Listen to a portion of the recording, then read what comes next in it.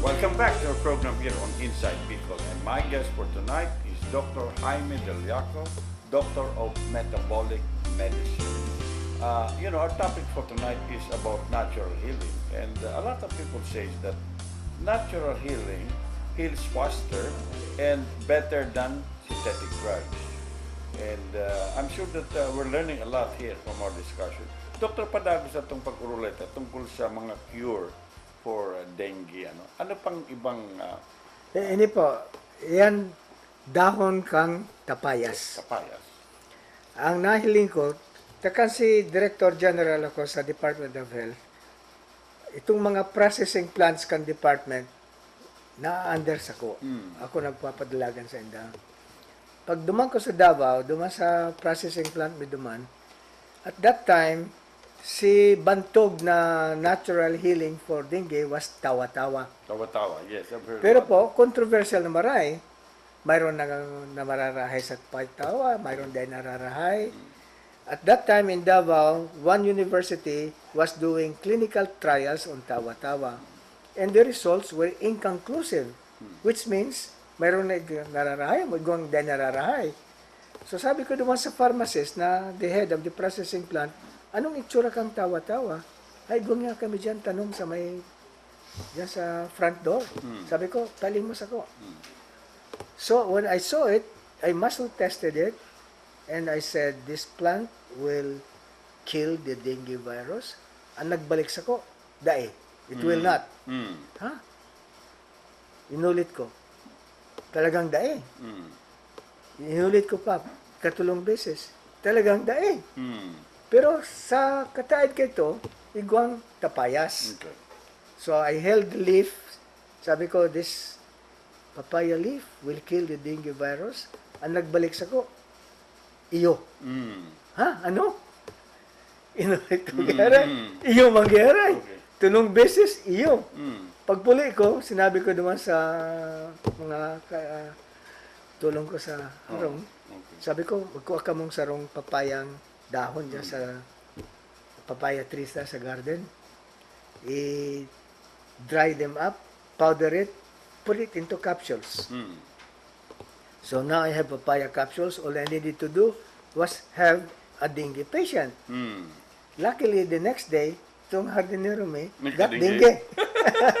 Okay. So I gave him 2 papaya capsules 3 times a day. Okay. The next day, he was well. Okay. So from that time on, I started saying, if you cannot get the capsules, the bali, you just get the papaya leaf, you crush it into a pulp, you squeeze it, the juice out of it, it will make 1 tablespoon. Di ba You may- give 3 tablespoons a day. You know, in 2 days, you'll be well of dengue. Really, there are several variety ng papaya. The ordinary variety. Ordinary. Bako itong solo Mga papaya. hybrid ngayon. Ay, So, the ordinary. The ordinary papaya. Which is very much available sa Throughout the country. Okay, so again, that's another tip to all of viewers there, no? Pala dyan, I'm sure that ikwasin ng mga tanong dyan sa... Yun po, nobody needs to die of dengue. Right. Dengue is actually easy to cure. Okay. So, kasi a lot of people gets worried, di ba? Because they don't know. I see. That's why I'm just mabal ko sa imo that you're having me tell this over the air. Well, it's really one of the things that we'd like is for them to know so that at least maaraman nila. Okay, let's talk, Doctor, ini naman kidney stone, ano? Ano ang mga cure dyan, si mga may problema, ano ka? Primero po, what causes kidney stones? Okay. Kung dehydrated ang kidneys, the kidneys need 80% water to function. Kung kulang ka mag-inom ng tubig, the kidneys dry up. Because the kidney needs 80% water. I see. Yeah, kung kulang ka sa tubig, they will dry up. What is an ideal number of Well, God made our bodies 75% water. water? Natural healing is based on the principle that all healing comes from the Holy Spirit, without exception. So we always look at a fundamental principle. You've got to restore everything to the way God made it. Okay. That should be the principle that should always be adopted. Yes. So God made our kidneys 80% water. You must not let it dry up. Because if it dries up, because you're not drinking water, I have just had a cancer patient that I was looking at this afternoon. He was drinking only 1 glass of water a day. So alang na alang ang sayang hawak. Alam. All the organs are dried up. They say that when you wake up in the morning, it's advisable that you drink water. Because during the night you get dried up. You're not drinking any water. So that's But in the meantime, all these cells in your body are metabolizing. They're using up their water. so mas maganda pa lang siyan kasi normally when we wake up, we drink coffee. No, any liquid other than water will drain your body of an equal amount of water. Coffee, tea, milk, soft drinks. Ang alcoholic drinks. Oh. Double the amount of water. It will Okay. drain your body of double the amount of water. You'll be dried up. Okay. So, kasi, a lot of us, di ba, when we wake up, first thing that we look is coffee. So, yun pala, baka yan na advisable. No, it will drain your body of water. You'll be dried up. So, the best is you take water. Yes. Mas maray ang tubig Yes. na Kung mayo kang hilang, mahilang. kay puan mo, digi sa Pilipinas, 10 basong tubig or aldaw, itong 8-ounce glass. 8 ounce. Okay. Yeah, 10. Okay. Kung igwa kang hilang, maski na nung klaseng hilang, ang kay puan mo, 15 basong tubig. Okay. So, yan. Okay. Ini po, this is, even I, up to now, I'm still amazed at the healing powers of water and salt. Oh. Salt po, kasi kung Salt. mayo kang asin sa Okay. hawak mo, dahil mo mapupugulan tong tubig, iihi mo lang yung iihi. Dehydrated ka pa rin. Mag-inom ka mang 10 gallons of water, alang pa rin ang hawak mo kung mayo kang asin. Kung may hilang nga niya, ang sinasabi ko, magkakangkang kabangang kutsaritang asin, tulong basong tubig na hali sa gripo. Itong asin, bakong iodized salt. Kaya po itong totoong asin na hali sa dagat. Yeah? Ang iodized salt po, it's made in a chemical factory. It's made of 4 synthetic chemicals. It is not real salt. Ibugtak mo yan, iodized salt, sa botilyang tubig. Sige ang shake mo.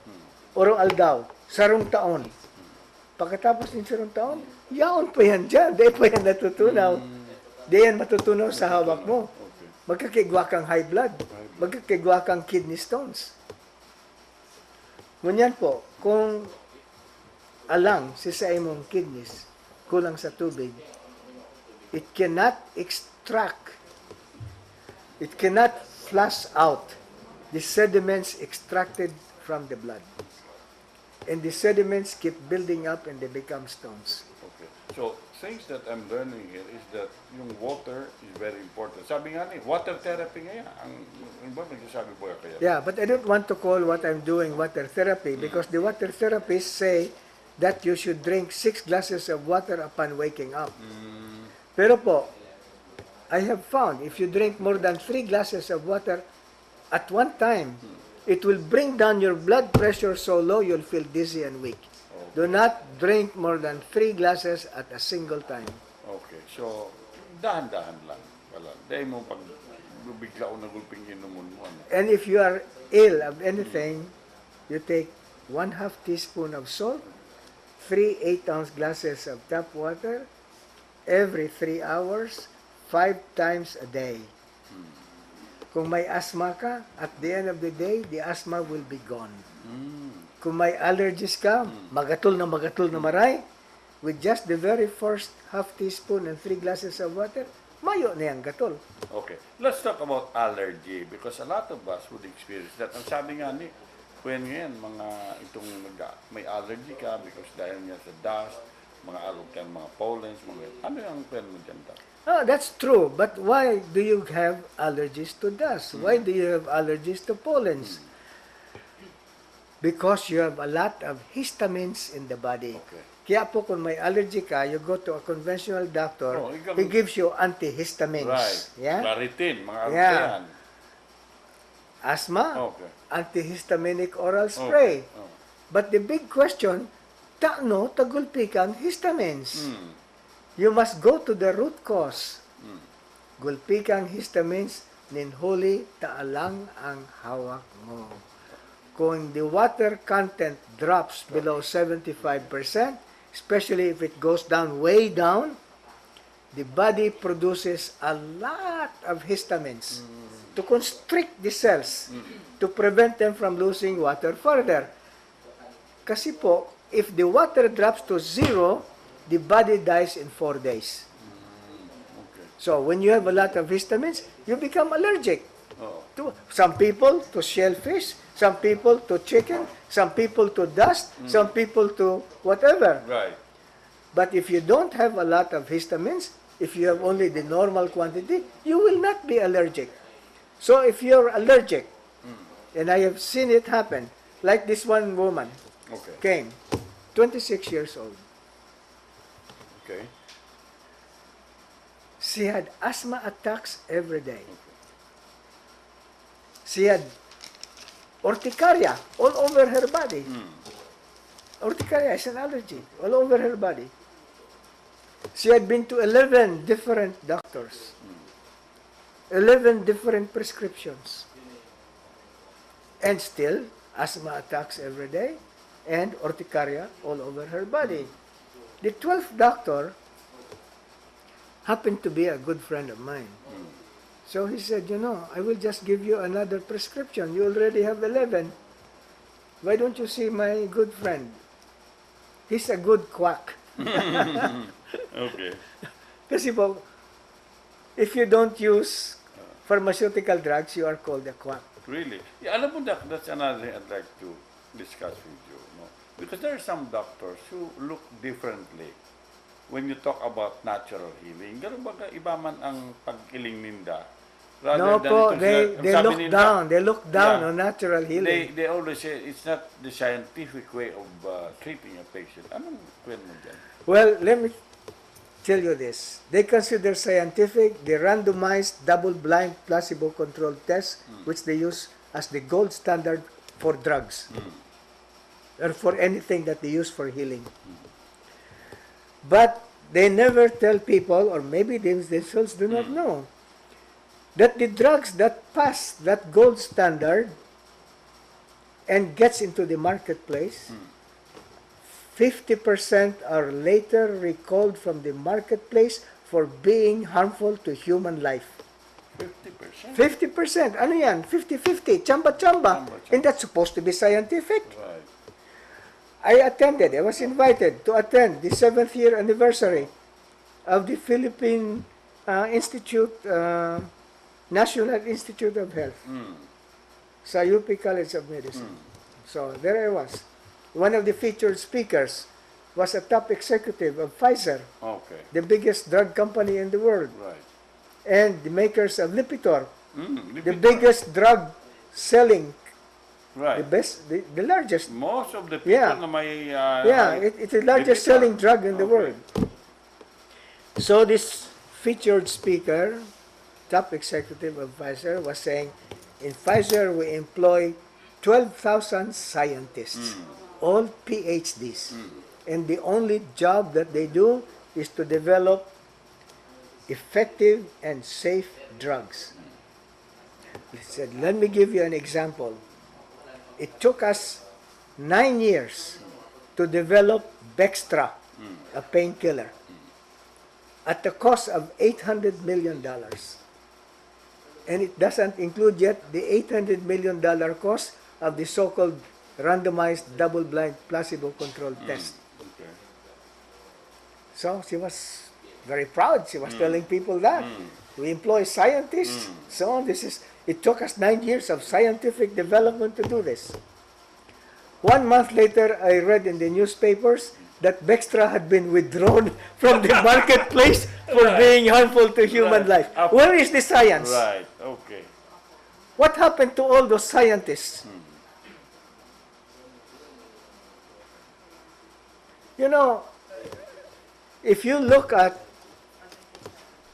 what medicine was before World War II, It was natural healing. Natural healing. The medical school curriculum was natural. Labatiba, Labatiba. Bentusa. Yeah, the Bentusa. Yeah, Yeah. that's true. Oh. I would get very sick, very high fever. Inaapod ni Mama si Dr. Serrano Ayo. to come to the house. Okay.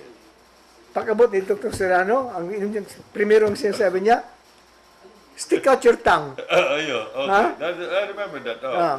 Pagkatapos sinapot si Mama, ano, nagkasilyas na siya mo niya. Ayo. Kung dai pa, Labatiba. labatiba mo tulos. Tama ka. But Tama I would ka. get well without Right. antibiotics. Oh, Without, my fever would come down. Oh. Tano po? Because, Okay. ang bito kita kung panong udo, Oh. that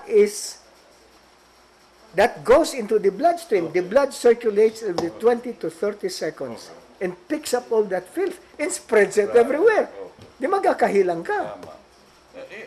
Yung pansin ko bihirang mo yan, ang sabihin in fact, some people would laugh at it, di ba? Yung sabihin, labatibahon mo ngayon. Ayo. Ang perming sabihin, magbakal nga kaining, there's some medicine, you take that and then sigurado may ang makrem ka.